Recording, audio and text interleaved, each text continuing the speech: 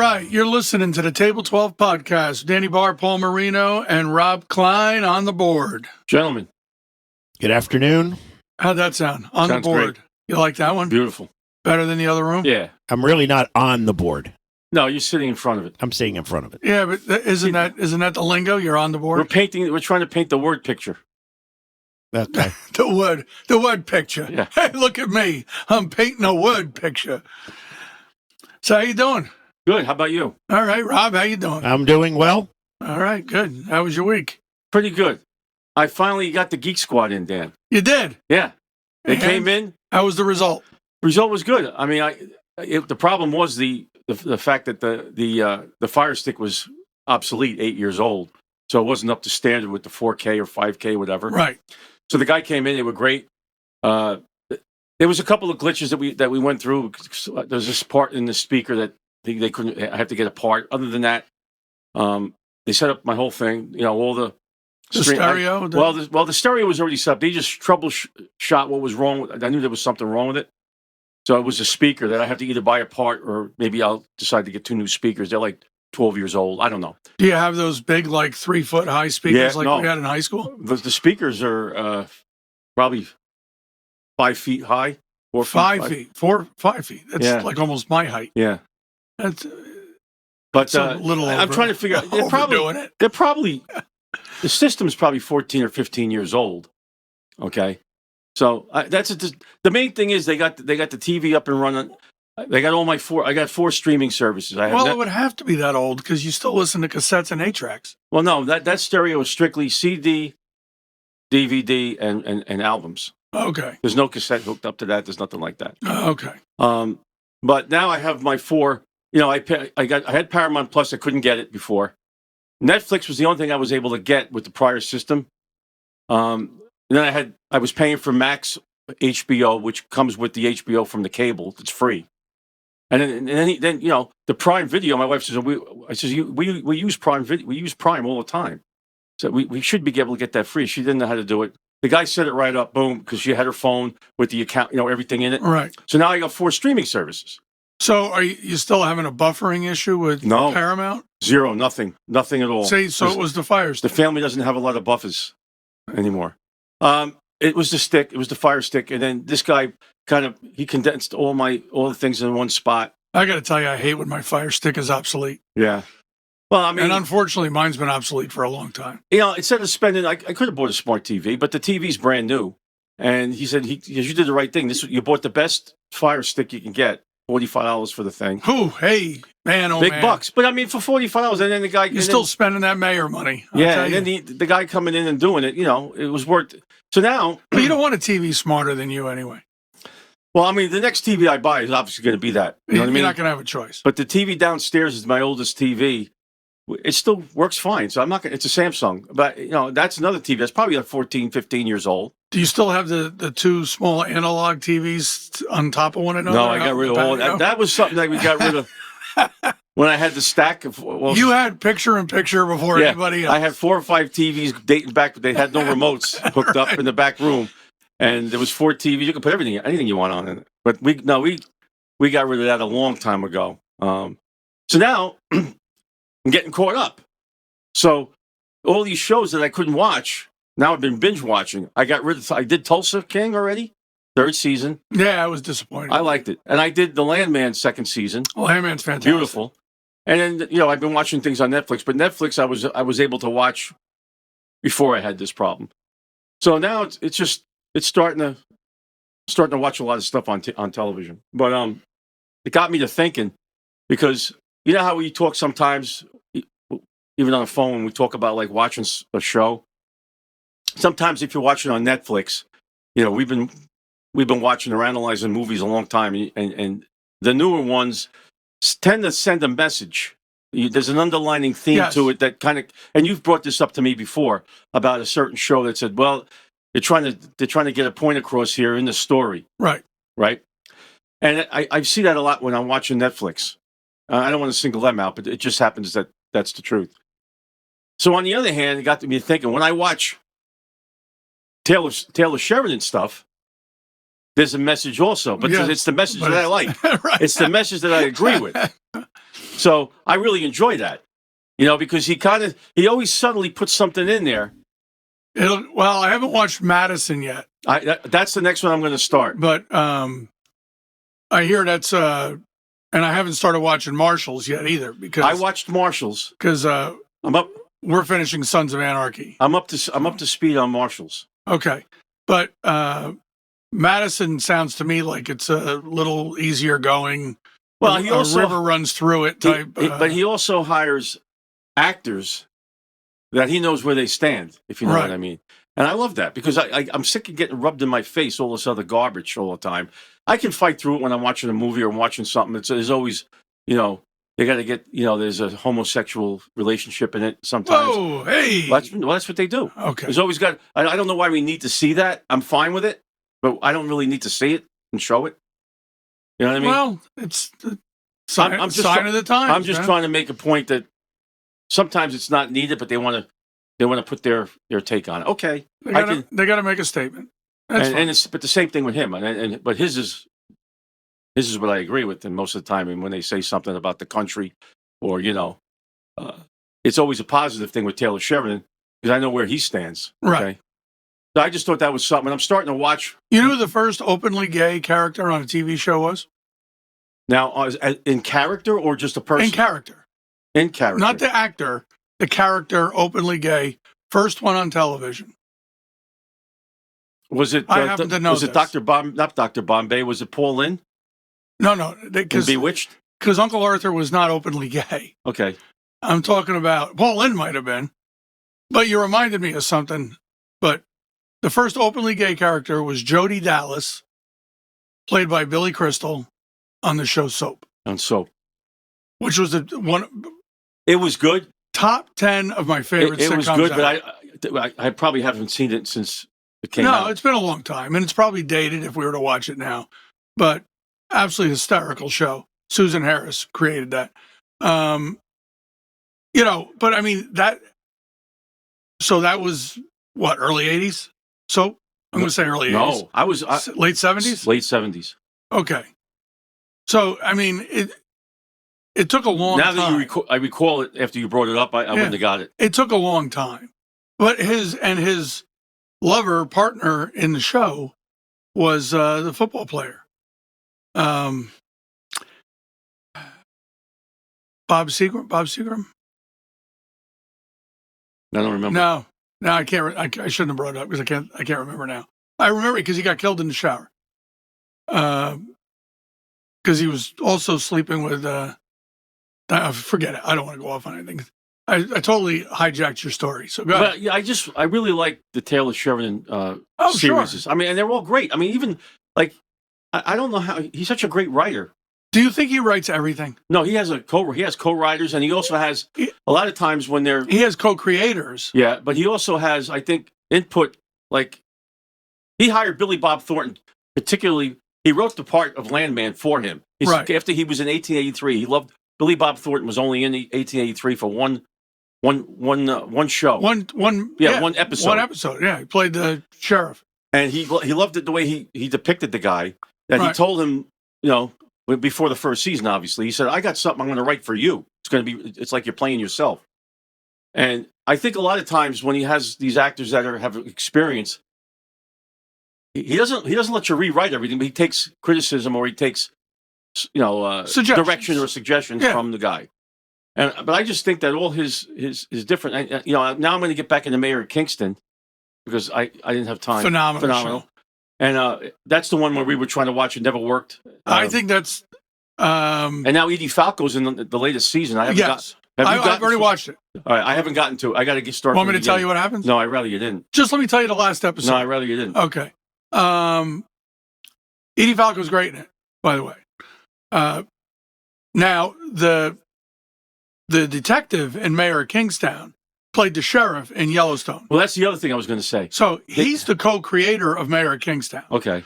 So sometimes I get the feeling that somebody has an idea for a show, has the premise and all that, but they can't get it sold.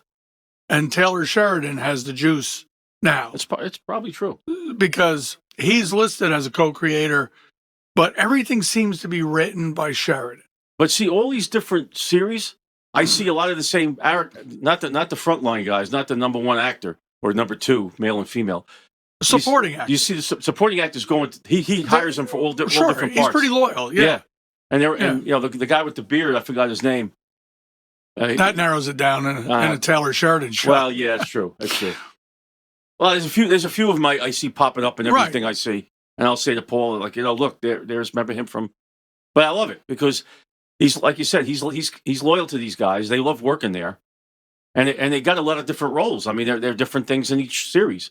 But even the Lioness, I don't know if they're coming back with another one of them. There's 2 seasons. I saw both, but now that's been on hiatus for quite a while. And Nicole Kidman is in something else, which they don't have to necessarily bring her back for that. I haven't seen the 2nd season of Lioness yet. Yeah.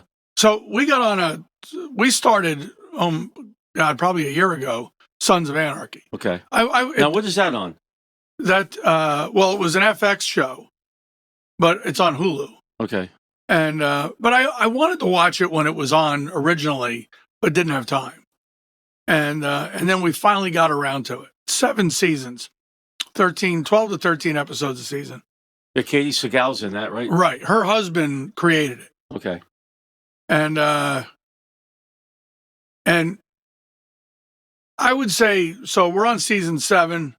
I would say the first 4 seasons, really good show. And then it just started getting nuts.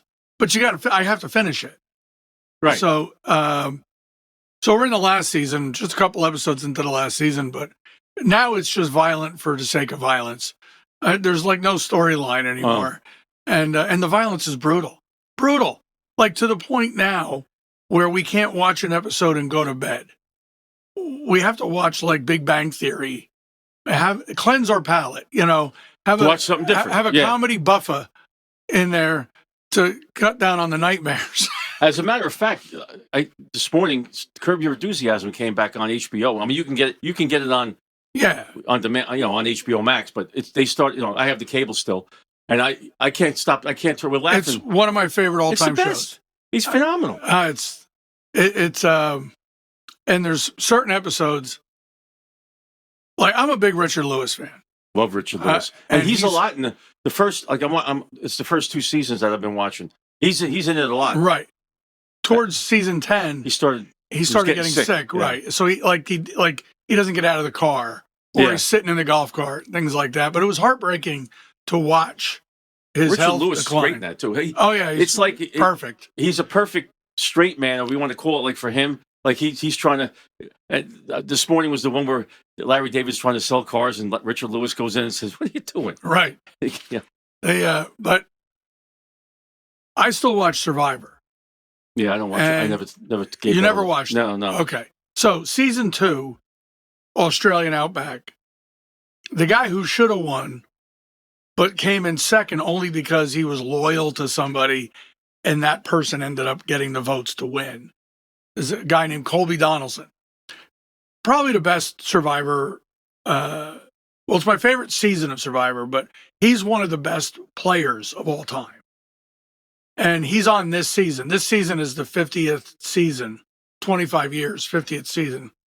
And he's such a legend. They brought him back and he's in great shape.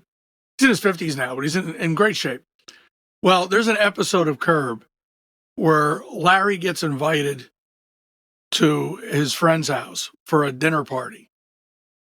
And it's a very Jewish situation. Uh-huh. And his friend says to Larry, I'm bringing a survivor. And he's talking about a Holocaust survivor. And Larry goes, well, I'm friends with a survivor too. Mind if I bring him? He goes, I think it would be great for them to meet. And he brings Colby. Yeah. Did you see that episode? I did. And they start arguing over who had it harder. and as the show ends, you see Colby saying to the Holocaust survivor, do you understand? My rice was floating away. I just love it. I'm also watching on Netflix. It's at least 10, 12 years old. It's called Turn. It's about the Revolutionary War. Oh, I saw that too. Yeah. It's pretty good. I like it because it's got, Benedict Arnold's in there. It's got and the way they shot the the scenes. I mean, like it looks like you're in colonial times. I don't know how they do it. They do a great job with that. Well, the lighting in that was, But all the scenery, amazing. the houses. Right. I've been watching that too, but That was a good it series. wasn't bad. I just kept laughing at how Abraham was just the main character. He must have got. I don't know how he made it through. He got kidnapped like 4 or 5 times and got out of it. Like he's in prison. How does They,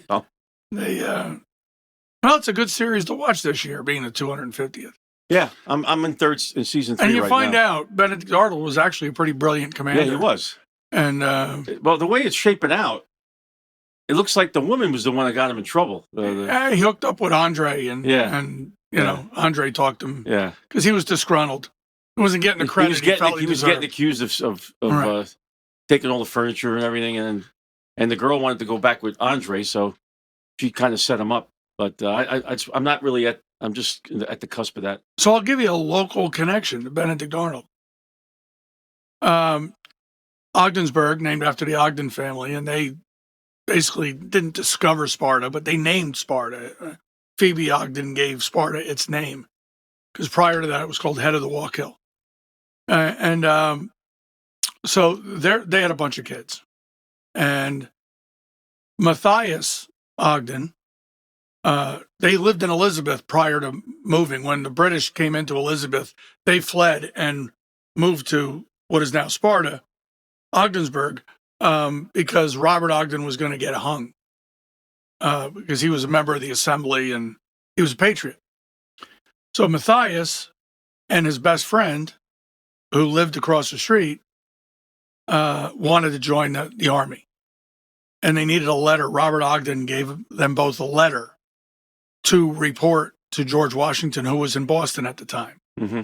Well, his best friend was Aaron Burr.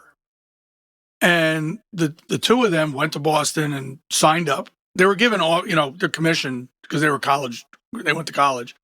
They were given commissions, and they were very affluent people. And they were assigned to Benedict Arnold and fought in the Battle of Quebec and fought at the Battle of Saratoga, which Benedict Arnold won that. Yes. Okay. So Janet and the kids are descended from Matthias Ogden, from the Ogden family. Now, how did it get named Ogdensburg when they were? That was in honor of them. So it was called Ogdensburg 100 years before they incorporated. Right. It was a hamlet of Sparta. So in other words, was Sparta like the suburb of Ogdensburg? Like that's where all the homesteads were, and the main town of.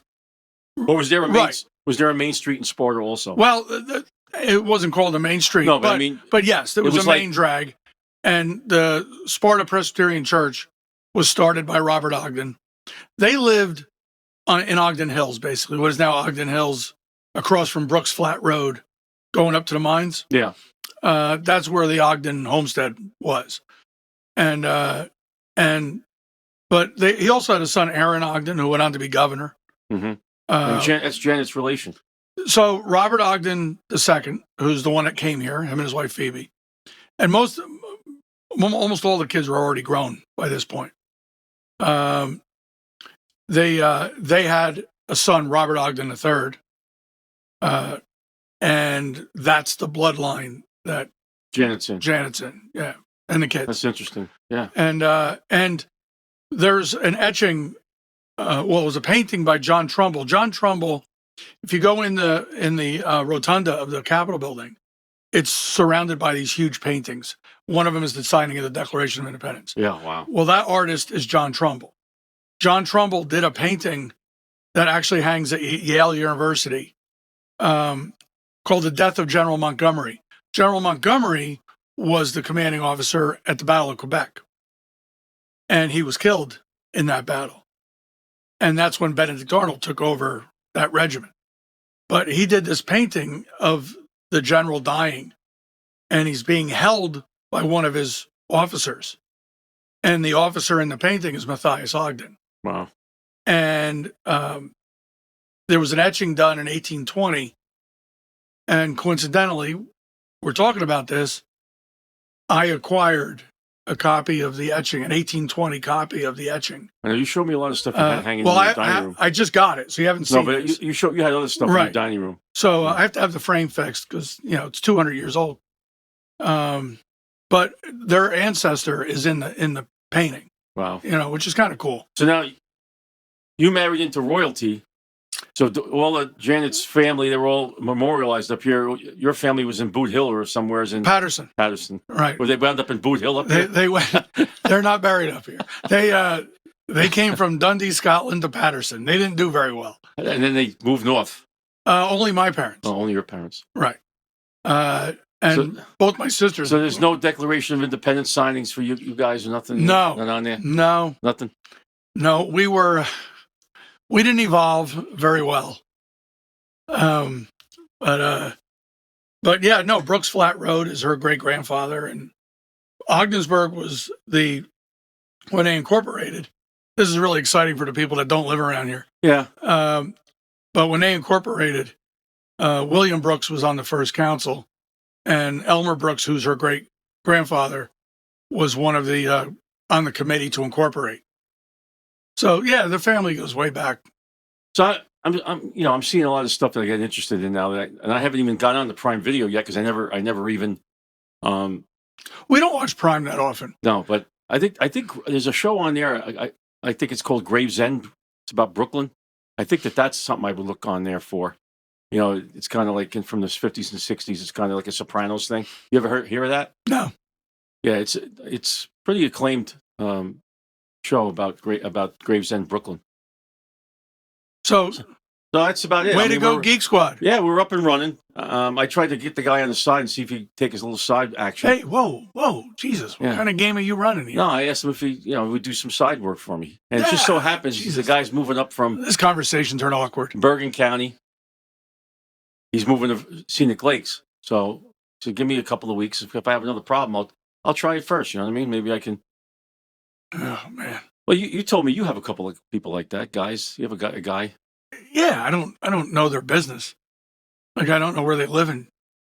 Well, he said he's going to be in the air. If he's not in the I'm area, not asking him for anything on the side. You're not driving up from Philadelphia for $50 or $100 to fix this minor issue. I know that's my point. So that's about it on that. All right, I'm going to address something that's probably been noticeable the last couple of weeks. If you listen, if you don't listen, then you wouldn't have noticed. My voice is shot. For 4 or 5 months now, been having respiratory issues, and it's just started getting worse. Had a couple of CAT scans done, and nothing was found. That's good. Fortunately, I didn't have a CAT scan on my brain because they wouldn't have found anything there. I thought you were doing Don Corleone. That's all. I didn't know. Donna Corleone. I didn't know Corleone. her. Oh, I'm sorry. I thought you were doing. I don't remember a voice. Donna in the movie. I said Donna. I didn't say Donna. But I understand my voice is shot. I don't sound that great. I didn't think I sounded great before, but I really sound bad now. So I'm apologizing for my breath and my have a little voice. brandy, sweat it out. Maybe I'll sweat get it a little out, stuff yeah. in the icebox. Yeah, and then what? Take me out to the. Try a little honey and Take me out to the Meadowlands? George Harrison used to use honey and tea. I don't think that'll work. What are you going to do? Rest and relaxation? Well, I try not to talk. Unfortunately, this is a talk show. Unfortunately, it is. Unfortunately, for most of the people listening, it's a talk show. But hopefully, it's like long COVID. It's probably just going to take a while. As long as it's nothing serious, that's the main thing. Well, I appreciate that. How you doing in there, Rob? I'm okay. How are you, Paul? All right. You have anything to add to this? I didn't realize I was done, but go ahead. No, I didn't say you were done. You changed the subject. I didn't say you were done. I was trying to get him involved a little bit. We didn't change the I subject. want to make sure he's All right. not sleeping. He wants to make sure I'm not sleeping. Then you can continue. Oh, I didn't realize you were just checking in. Yeah, I was just checking in. Are we going to do that now? You still got the floor. Are we going to check in with Rob? Well, I think once in a while we'll make sure he's awake. We're not wasting our time in here. Paying attention. Yeah, if he falls asleep on the button or something. Making sure he's paying contention. But well, I appreciate your concern. Usually you have to go for a CAT scan. We're going to hear about it for a month beforehand. I don't talk about it much. I don't talk about those things. For God's sakes, you talked about your colonoscopy for 6 weeks. I never talked. 6 weeks, Rob. We haven't even been Yeah, on it the was air 6 since the last weeks. time. I didn't talk about that. I talked about 6 the weeks. cataracts, not the colonoscopy. Oh, it was the cataracts. Okay. I'm the one that had the colonoscopy. Yeah. That and the dentist. Oh, and the dentist. Smarten up. They, but, and then, did you hear a story in the last week or so about a quad amputee charged with murder? I did see that story. Oh, God, this is going to be a beaut. The guy has no arms or legs, right? And before you feel sorry for him, he's a professional cornhole player. And he was dating a woman who broke up with him and started dating another guy. So the amputee shot him and killed him. This was in Washington, D.C. Okay. What's your first thought when you hear that? Monty Python. No, come on. How did he shoot him? Well, Monty Python, when it was the Black Knight. Yeah. I've actually Holy seen Facebook reels of this guy shooting. shooting. He goes to the range. He shoots. Yeah. He's got a nub at the I don't want to hear this. I don't This care ain't- if you this want to ain't hear no it. good I'm, goddamn good. I'm not This is talking what about you're bringing this. up here. I'm not talking about this for you. I know, but nobody wants to hear this. Yes, it's been on the news every night for a week and a half. I don't mind listening to it. Thank It's you, Rob. ridiculous. The Go ahead. guy has a nub on the end of his right stump that fits into the trigger guard. I think it's amazing. You know what it tells me? Never quit. Don't ever quit. No matter what life deals you, never quit. Because life could take all your limbs and you can still shoot a gun and kill somebody. And go to jail for And it. go to prison. He's charged with murder. He's going to prison. That's Wonder how that's going to work out for him. Well, I think it's going to redefine the term pass it around. well, that's what they call a basket case. World War One. That's what they used to call a basket case coming back from World War One. Did you ever hear the term basket case? Well, I've known you long enough. Well, that's the term came from that Because you carried the people in baskets? because there was no arms, legs, or nothing. Well, he didn't need to be carried. He crawled and he played professional cornhole. Have you ever even played cornhole? Yeah. Okay, so you know. It's hard. Yes. He did it with no arms or legs. Yeah. Well, that's It kind of diminishes the other professional cornhole players. And yeah. Definitely. It's a handicap. I know what I could beat him at. Darts. Yeah. I could beat him at darts. You sure But- about that? He murdered a guy. So what do you, don't feel sorry for the guy. I'm not feeling sorry for him. I'm waiting for the story to be over. I feel sorry. I feel sorry for the boyfriend. He's dead. He's only 27 years old. His name is Dayton Weber. And he's going to prison. He's going to prison. Well, I wish him luck. What do they call those fluffy toys that you squeeze and they... You know, there's one sitting here in the studio. Whoa. 6'5". Oh, yeah. Oh, yeah. The Bob. Bumble. Bob Bob the the Bumblebee Bumble. from, what do you The call it? Bumble. It's from Rudolph. Rudolph. Yeah. It's still here from Christmas. So he's Well, he doesn't want to go away yet. It's still staring cold. right at us. Well, we're allowed in the carpool lane as long as we have him. Yeah. So, okay, well, that landed. You didn't want to talk about that. It's a feel-good story, I'll tell you. Go ahead. I just find humor in it. I do. And that's why you don't do stand-up anymore. No, that's not why. Why is that? I have to work. Okay. But, I don't think you have to insult me. I'm I'm not insulting you. I'm very sensitive. I'm not insulting you. No, you're not sensitive either. Go ahead. This congresswoman from Florida, Does she have all her limbs? Sheila McCormick. her Does she name have is- all her She limbs? does. Actually, Okay, she's good. not bad looking. The story's already better. She's not bad looking. She's been charged with defrauding $5 million from FEMA. She's a congresswoman. Is that frowned upon? She's been charged with fraudulent campaign donations Man. and tax fraud. She's facing years in prison, and she won't resign. So Congress brought her in for a hearing, and they found 25 ethics violations. Man. And she's still not resigning. They told her, Is she a Democrat? yes, Well, they never think they do anything wrong. they told her if you resign, we'll cancel the ethics hearing.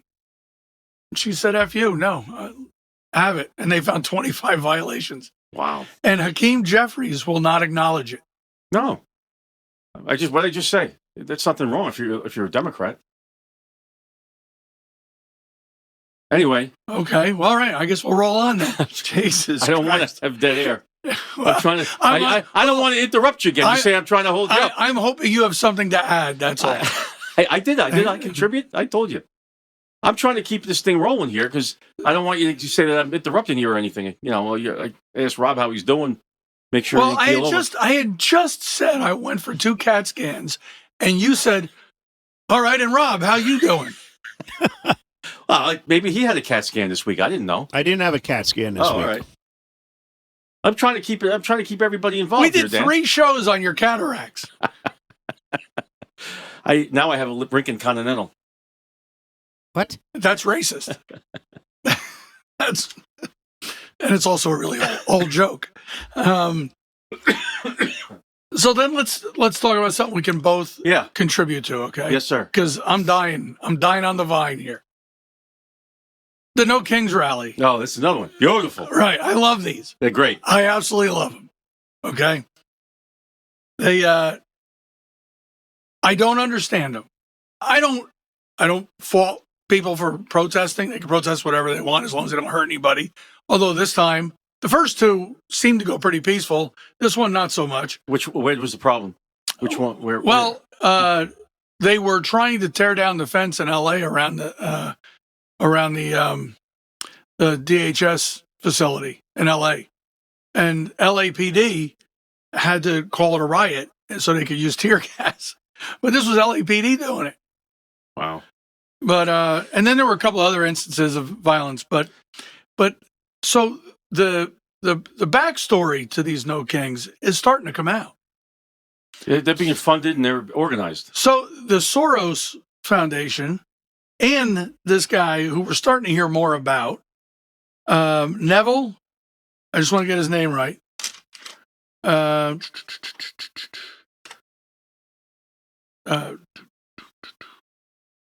He lives in Shanghai. New Mexico? Singham. His name is Singham. And he's married to a woman named Jody Evans. No, he's Shanghai, China. Shanghai, China. So the thing I love is that 3 billion, 500 organizations, they're all socialist, communist organizations, are funding this. $3 billion, right? But they're all capitalists. So I just need somebody. They don't understand. They don't understand Well, themselves. they have to. These are not stupid people. But They just have to. They want chaos. First of all, they're protesting taking out the dictators in Venezuela and Iran. That we took them out, but they don't want. No, they have a No Kings rally here like we have one. they had one in England. You don't have one. If you have a dictator, they shoot you. There's 30,000 people dead in Iran because they were protesting Did you hear what I just said? in England. They had one in England. You know what they have in England? A king. A king. I didn't know. I didn't know that they had a rally there. Well, were they Muslim people probably, or I don't know what. I don't know, but they're protesting Trump in England when they have a king. I mean, they don't. Who's putting this together? Who's doing the research? They have signs that say no dictators, no oligarchs, no kings. Right Mm-hmm. now, usually socialist countries are run by a dictator or an oligarch. Right. And this guy Singham, who lives in Shanghai, he made $800. He sold his company here for $800 million and moved to China, and now he's a Chinese communist, working for the Chinese Communist Party. Which, because it turns out that's the law, you have to make effort for the Chinese Communist Party when you live there. So that kind of seems like a dictatorship.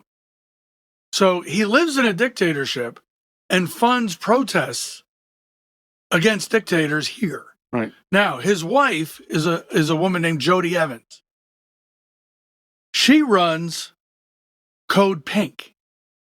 Now, you probably saw this on the news. They're the ones that flew to Cuba to protest Trump and the blockade in Cuba. No, I didn't see that one. So a private plane, flew to them there. Cuba stayed in a 5-star hotel to promote socialism in Cuba. They went there to tell these people, listen, socialism's the way to go. Now, since 1959, they've been living in a socialist country. Right. Turns out that doesn't appear to be the way to go. No. And Well, they want socialism here. That's their thing, but they don't understand. It's kind of a contradiction because if you're saying no kings, you might as well say no kings, no dictators. But a socialist government, you're going to have that. yes, So because socialism is bigger government. That's what it is. but a lot of people don't understand what they're even protesting. You know, I think some of them do. I think I didn't say all of them don't. No, I know. Yeah. I think some of them have a legit argument to the country, to Trump. I mean, okay, they can have that.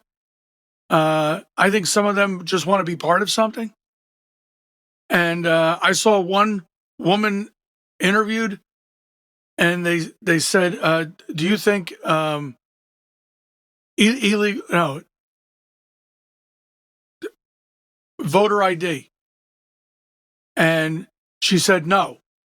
And she said, "And I think everyone should have the right to vote, including illegal immigrants, because voter suppression is oppression." And as she's giving her opinion, she's starting to scream. And this guy's just calm and, quietly just asking people questions. And she just started screaming in his face. And They want fraud. They won the last election with fraud in 2020, and they want to keep it that way. We can't even get it past something that's that simple to have documentation of voter ID. I think the problem with that is that they've combined it with other things in that bill. And they can't do that.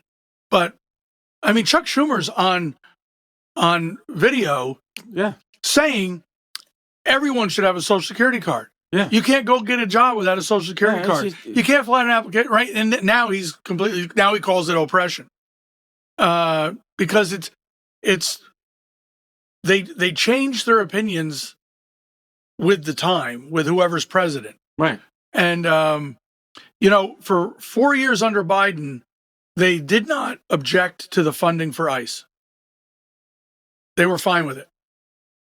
Right. In 2016 to 2020, they were against funding. They voted against funding ICE. And then 2020 to 2024, they voted to fund ICE. And now, 2024, they vote to not fund ICE. They let everybody in the country for 4 years. Well, because now we have to clean it up. To me, it's very they want transparency. To me, this is transparent. But the thing I don't understand is I had quite a few friends go to the No Kings rally wherever they lived, whatever state they lived in. And these are educated people.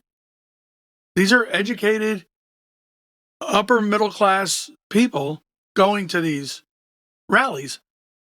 And I think a lot of times it's because it goes with, like, a lot of them are teachers, and it goes with Their narrative, the ideology of the teachers union. So, and that's how they go. And, but I would just I would love to sit down with someone and just have them explain to me, why they went, what their intentions were, what the goal of the No Kings rally is. Because I would every protest should have an end game. What is your end game? What are you trying to change? They want the president out. They want him to resign. I understand, but that's not the total end game. There's a bigger end game at work here. And that's when you have people like Bernie Sanders and AOC and Tlaib and this guy Singham and the Soros group. They're trying to upend the democracy of this country by accusing the democracy right of ruining democracy. Yeah. They're trying to abolish democracy and actually go to an oligarchy. Mm-hmm. That's what, so, sometimes the people that scream the loudest about something are guilty of the very thing they're screaming about. Yeah. Totally true. The louder they accuse you of something, chances are, it reminds me, like Jim Baker would would preach and preach and preach, and then it turns out the guy was a pig. Yeah. You know, Jimmy Swaggart, preach. Turns out he was a pig. Yep. You know, they're overcompensating to hide What what they're doing. they themselves are guilty of. Yeah. And that's true. and honestly, Bernie Sanders, I mean, Mark Wayne Mullin said to him in the hearing, which I thought was great. Bernie Sanders was accusing him of why didn't you accomplish this and why didn't you accomplish that? And he said to Bernie Sanders, Senator, you've been sitting in that seat since before I was born. Why didn't you fix this stuff? Yeah. And that's exactly right. Because to someone like Bernie Sanders and AOC, this is a career for them. This isn't a public service. No. This is a career. Mm-hmm. And then they get their followers to listen to them. And the next thing you know, they're protesting against an oligarchy that the people they're listening to actually want to accomplish that. I just want somebody to tell me what they're in favor of. You know, like they don't want voter ID. They don't want. They there's nothing that they like. It's control. They're in favor of control. Yeah, they want, and then we're supposed to sit tight and be quiet when they're in, which we did. You know, I have trouble watching it, and I can't even look at De Niro. Once his picture's up, I turn the channel. Now I'm done with him. I kind of feel like since we do a talk show now, you got to kind of watch it. I do, but I don't spend a lot of time because I. But you apparently you don't want to talk about it. Either. I don't even. No, I'm talking. We just spent 15 minutes on it. I'm just saying that I'm not going to. I'm breaking some balls here. I'm just not. You know, I'm just not going to sit in front. And go get your shine box. Well, listen, you bring up all good, valid points, and you know, okay. I don't know what to say, but so ICE has been working at the airports. Turns out it's been pretty good for them. I'm glad that they're working there, but I mean, saved the kid's life. They're holding people's place in line. If I went to an airport and stood on the line for 4 hours and knew why that I was standing on line, they would never get my vote in the midterms. That's all I'm going to say. Well, and that when they interview people standing in lines, they're all pretty pissed off too, and they all kind of know where it's coming from. But Rob, you're going to be traveling. I am on Friday. I asked you to bring this up. How long do I have to wait? Well, you're doing fine on your own. So you brought something up, Rob, when we got talking about traveling on a previous show about Clear. Yes. Did you know that they're using these lines to sell Clear subscriptions? Of course they are. I don't even know what you're talking about. Rob, explain Clear again. All right. The way Clear works is it's a membership program that uses facial ID.